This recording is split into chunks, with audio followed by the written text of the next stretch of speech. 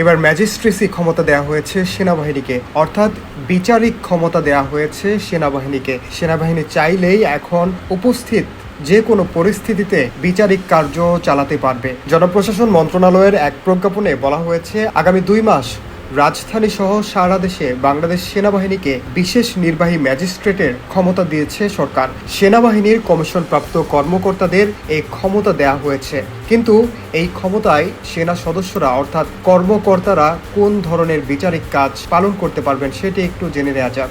Magistracy ক্ষমতা দেওয়ার কারণে এখন থেকে সেনা সদস্যরা তল্লাশি চালানো, জব্দ করা, গ্রেফতার করার মতো সিদ্ধান্ত বা আদেশ দিতে পারবে। আগে এ ধরনের ব্যবস্থা নিতে বেসরকারি প্রশাসনের নির্বাহী ম্যাজিস্ট্রেটের অনুমোদন দরকার হতো, কিন্তু এখন কমিশনড সেনা অফিসাররা নিজেরাই সিদ্ধান্ত নিতে পারবেন বা আদেশ দিতে পারবেন। পুলিশের সাবেক মহাপরিদর্শক নুরুল হুদা গণমাধ্যমকে বলেছেন, এ ধরনের নজির অতীতেও আছে, এটি আনইউজুয়াল কোনো ঘটনা নয়। এর কারণে সেনাবাহিনীর কমিশনড অফিসাররা বেআইনি জনতাকে ছত্রভঙ্গ করতে হলে যে সমস্ত ক্ষমতা সিআরপিসিতে দেয়া আছে সে সমস্ত তারা ব্যবহার করতে পারবে বলে জানান পুলিশের এই সাবেক মহাপরিদর্শক। প্রজ্ঞাপনের ধারাগুলোর বিষয়ে ওই কর্মকর্তা বলেন, সেই ধারা মোতাবেকই দেয়া যায় তাদেরকে।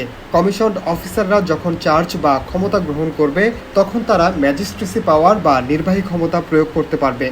জনস্বার্থে প্রয়োজনীয় মনে করছে বলেই সরকার এমন সিদ্ধান্ত নিয়েছে এবং এমন নজির আছে বলেও মনে করেন তিনি। নির্বাহী ম্যাজিস্ট্রেসির বা বিচারিক ক্ষমতার প্রাথমিক যে দায়িত্ব সেগুলো হচ্ছে আইন শৃঙ্খলা রক্ষা করা, অপরাধ প্রতিরোধ, দ্রুত বিচারিক কার্যক্রম পরিচালনা অর্থাৎ যে কোনো পরিস্থিতিতে বিচার কার্য পরিচালনা, নির্বাচনী দায়িত্ব পালন, পরীক্ষা সংক্রান্ত দায়িত্ব পালন, উচ্ছেদ কার্যক্রম পরিচালনা, প্রোটোকল ব্যবস্থাপনা এবং পরিস্থিতি অনুযায়ী প্রয়োজনীয় ব্যবস্থা গ্রহণের মাধ্যমে সব ক্ষেত্রে সুশাসন প্রতিষ্ঠা করাই নির্বাহী ম্যাজিস্ট্রেটের বা বিচারের কাজ।